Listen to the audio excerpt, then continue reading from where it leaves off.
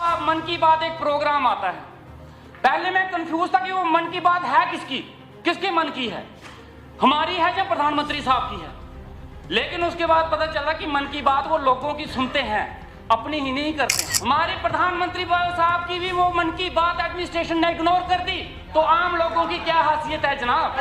हमारी छोड़ो, इस और भाई साहब मेरी बात सुनो, हमारी छोड़ो, प्रधानमंत्री साहब की इज्जत रखने के लिए कमरा बनवा देते। हमारा ये हाल था कि एनआरएचएम में रह के हमने डिमांड की थी, एक बार 3-4 महीने के लिए टर्मिनेट कर दिए गए थे। उस टर्मिनेशन की सैलरी भी नहीं मिली है। मैडम अगर हो सके तो प्लीज सैलरी रिलीज कर दीजिए, बहुत मेहरबानी होगी अगर आपकी सैलरी रिलीज हो जाए हमारी, तो प्लीज देखिएगा उसके बारे में। तब तक मैं इलेक्शन जीत चुका था। और इसमें मैं शुक्रिया अदा करूंगा अपने सहयोगी पार्टी का, जिन्होंने मुझे यहाँ तक पहुँचाया है। एक बड़ा मज़ेदार किस्सा है। रिजल्ट निकलने से कुछ देर पहले मैं जब कॉलेज गया था, जहाँ पे काउंटिंग होनी थी, हमारे सीनियर पॉलिटिशियन चौधरी लाल सिंह जी मुझे मिले। उन्होंने मुझसे एक सवाल पूछा कि इससे पहले क्या करते थे। मैंने कहा एनआरएचएम में था। कहते परमानेंट जॉब थी या कॉन्ट्रैक्चुअल। मैंने कहा सर कॉन्ट्रैक्चुअल। कहता शुक्र करो उनको जिन्होंने आपको परमानेंट जॉब तो दिला दी। तो मैं शुक्रिया अदा करता हूँ, आपकी वजह से यहाँ पहुँचा हूँ। बनी सर बड़ा पिछड़ा इलाका है। आज यहाँ पे बहुत सी बातें हो रही हैं, हिसाब किताब लिया जा रहा है, सरकार से जवाब मांगे जा रहे हैं। बड़ा अच्छा है, होना चाहिए, जवाबदेही तय होनी चाहिए और सरकार की जवाबदेही होनी चाहिए। लेकिन क्या जवाबदेही इस 4 या 5 महीने की ही होनी चाहिए या पिछले 10 साल की भी होनी चाहिए? जो 10 साल में हमारे जम्मू कश्मीर को लूटा गया, एक यूटी बना के, उसकी जवाबदेही कौन देगा?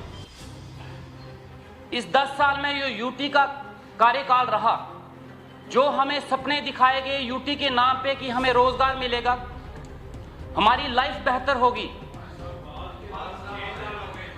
चलो जितने भी हो गए, आप मेरे से सीनियर हो, बहुत बहुत शुक्रिया जनाब, बहुत बहुत शुक्रिया बताने के लिए।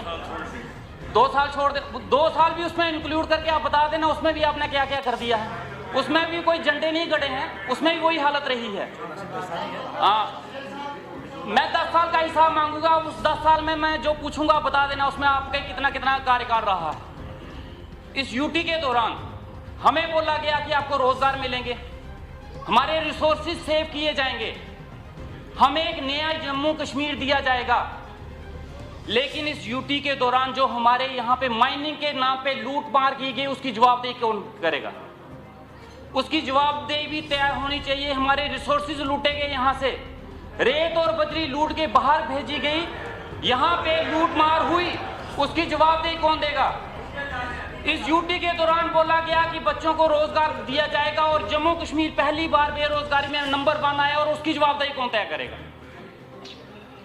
इस यूटी में बोला गया कि क्राइम रेट 0 होगा, लेकिन जितनी चेन स्नैचिंग मर्डर्स इस टाइम में जम्मू के बीच में हुए, शायद इससे पहले कोई कभी नहीं हुए, और इसकी जवाबदेही कौन तय करेगा? इस यूटी के दौरान बोला गया कि हेल्थ फैसिलिटीज को बढ़ाया जाएगा, लेकिन आज भी जाइए गांव में सारे हॉस्पिटल्स खाली हैं। मेरे बनी के 2 पीएससीज हैं जहां आज तक डॉक्टर नहीं पहुंचे, वो 3 महीने की कार्यकर्ती नहीं है, ये पिछले कई सालों से है। उसकी जवाबदेही कौन तय करेगा? आज हम 3 महीने का हिसाब तो मांगेंगे, लेकिन मुझे उस यूटी का भी हिसाब चाहिए, और वो देगा कौन?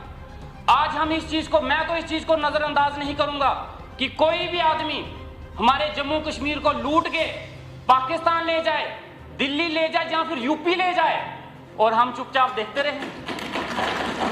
यहाँ पे लोग बाहर से जब यहाँ पे काम करने के लिए आते हैं ना जनाब, उनको देखना सुखड़े हुए बुरी हालत, और जब यहाँ से जाते हैं ना ऐसे फिटे हुए होते हैं, क्या हालत, उनके चेहरे भी लाल हो जाते हैं। और हम लोग जो पहले से अच्छे हंसते कट्टे थे, आज उनका वजन देखो 30-40 किलो पहुंच गया है। मेरा इलेक्शन के दौरान 17 किलो वजन तो मेरा कम हो गया, जो आज तक नहीं पूरा हो पा रहा। ये तो हालत हमारी यूटी में कर दी गई, इसका हिसाब किताब कौन देगा? यूटी बनाने के बाद मुझे बताया जाए कि किस चीज का हमें फायदा हुआ है। हाँ, मानता हूं एक चीज, रोड के बारे में ये बात करते हैं, बोलते हैं हमने रोड बनवाए, ये बोलते हैं श्रीनगर में हमने मिलिटेंसी कम की, तो ड्रग्स किसने बढ़ाया? बेरोजगारी किसने बढ़ाई?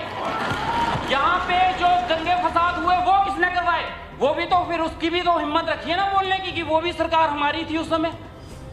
अच्छी बात आएगी तो बोलेंगे हमारी सरकार है, जब बुरी बात आएंगी तो बोलेंगे जनाब ये हमारे जम्मू कश्मीर की और खासकर बनी की। मैं बोलना चाहूंगा, आज बिजली के बिल आ रहे हैं वहां पे, आज बिजली के कट्स हैं वहां पे। मेरे कम से कम 5 पंचायतें ऐसी हैं जहां पे बिजली, यहां पे हमारे शाहीन साहब ने बोला, यहां पे इन्होंने अपने बारे में बताया कि मेरा इलाका बहुत पिछड़ा है। इनकी बात सुन के मुझे एक गाना याद आ गया, दुनिया में कितने गम हैं, इनका गम देखा तो मैं अपना गम भूल गया। लेकिन भाई साहब मैं फिर भी बोलूंगा, मेरा इलाका आपसे भी पिछड़ा है। ये बिजली की तारों के लिए बोलते होंगे जनाब, मेरे तो बिजली के पोल ही नहीं लगे आज तक। हमारे 5 पंचायतें ऐसी हैं और वो 3 महीने में नहीं हुआ है, वो पिछले कई सालों से है जहां बिजली के पोल नहीं लगे आज तक। उन लोगों ने लकड़ी के खंभे लगाए, अपने पैसों से तारें खरीदी और लगा दी, और लाइनमैन पहुंच गया बिजली का बिल लेने। अब वो बिजली का बिल किस चीज के लिए दें? तार बिजली के डिपार्टमेंट ने नहीं दी, खंभे उन्होंने नहीं दिए, तो बिल किस बात का दिया जाए? जल शक्ति मिशन की बात हो रही है, ये 4 महीने पहले शुरू नहीं हुआ। जिसने शुरू किया, जिस टाइम पे शुरू हुआ, जवाबदेही उनकी होनी चाहिए। ये प्लान जब बने, जिन्होंने बनाए, जवाबदेही उनकी होनी चाहिए। इस यूटी के दौरान में एडमिनिस्ट्रेशन ने जिस हिसाब से काम किया है जम्मू कश्मीर में, जनाब मैं हाथ जोड़ता हूं, ये दिन दोबारा मत दिखाइए। इस दौरान हमारी बात तो छोड़ो जनाब, हम आम लोगों की बात तो छोड़ो, प्रधानमंत्री साहब की भी बात नहीं मानी गई, बिल्कुल नहीं मानी गई। हमारे एलजी साहब की भी नहीं सुनी गई। हमारे वहां इसका जवाब है, सवाल है, लेकिन मैं फिर से अभी बोल देता हूं। हमारे वहां एक लड़की ने गुहार की, छोटी सी बच्ची 5वीं में पढ़ने वाली, एक स्कूल की डिमांड कर बैठी और प्रधानमंत्री साहब के पास पहुंच गई। और मन की बात एक प्रोग्राम आता है। पहले मैं कंफ्यूज था कि वो मन की बात है किसकी, किसके मन की है, हमारी है या प्रधानमंत्री साहब की है। लेकिन उसके बाद पता चला कि मन की बात वो लोगों की सुनते हैं, अपनी ही नहीं करते हैं।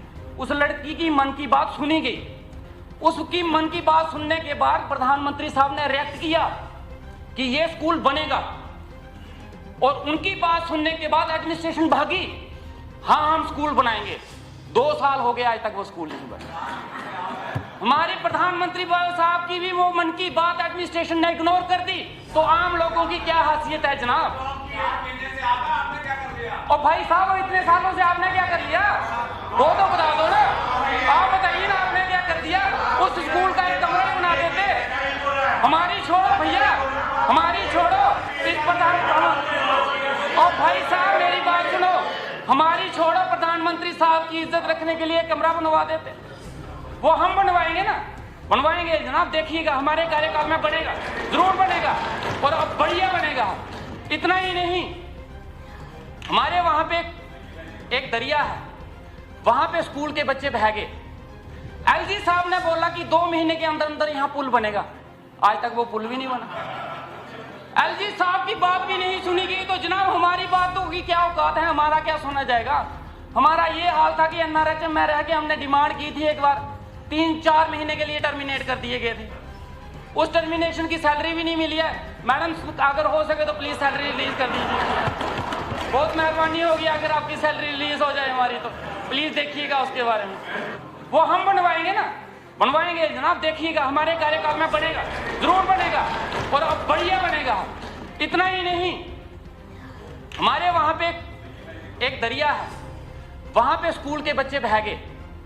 एलजी साहब ने बोला कि 2 महीने के अंदर अंदर यहां पुल बनेगा, आज तक वो पुल भी नहीं बना। एलजी साहब की बात भी नहीं सुनी गई, तो जनाब हमारी बातों की क्या औकात है, हमारा क्या सुना जाएगा? हमारा ये हाल था कि एनआरएचएम में रह के हमने डिमांड की थी, एक बार 3-4 महीने के लिए टर्मिनेट कर दिए गए थे। उस टर्मिनेशन की सैलरी भी नहीं मिली है।